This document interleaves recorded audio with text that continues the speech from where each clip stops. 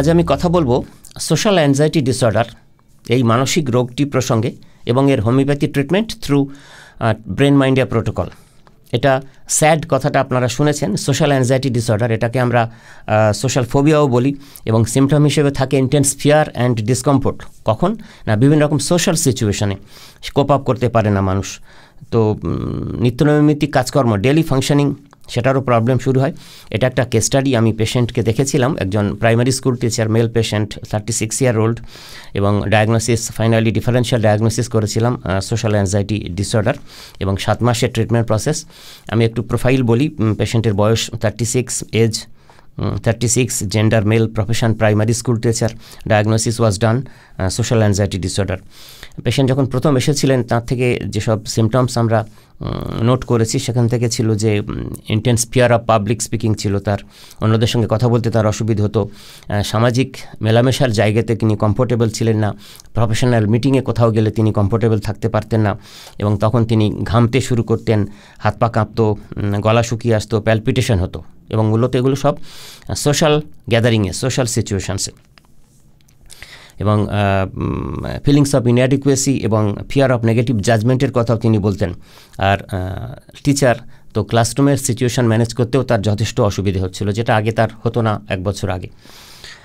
Treatment protocol brain মাইন্ডিয়ার মাধ্যমে আমি constitutional medicine আর ট্রাইজুরেশন medicine, এখানে মাদার টিংচার ইউজের প্রয়োজন হয়নি।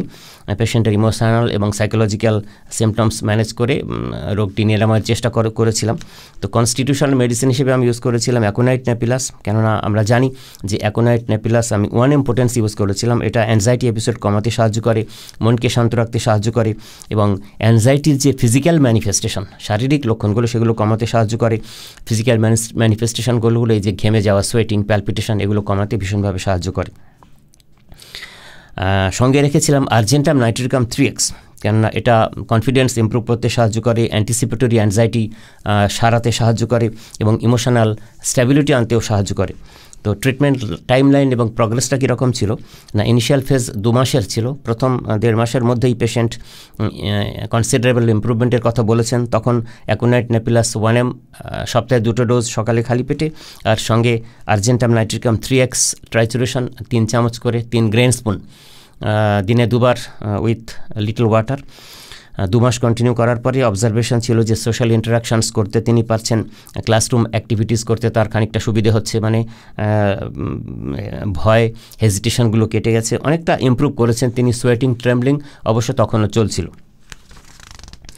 ইন্টারমিডিয়েট ফেজ 2 থেকে 4 মাস, তো 4 মাস পর্যন্ত সেম মেডিকেশন কন্টিনিউ করেছিলাম, অ্যাকোনাইট নেপিলাস আর আর্জেন্টাম নাইট্রিকাম 3X ট্রাইচুরেশন।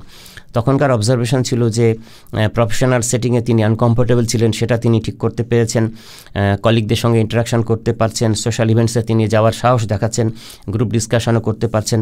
মোট কথা অ্যান্টিসিপেটরি অ্যাংজাইটির স্টেজটা বাদ দিয়ে বাকি ফিজিক্যাল সিমটমও তখন চলে গেছে।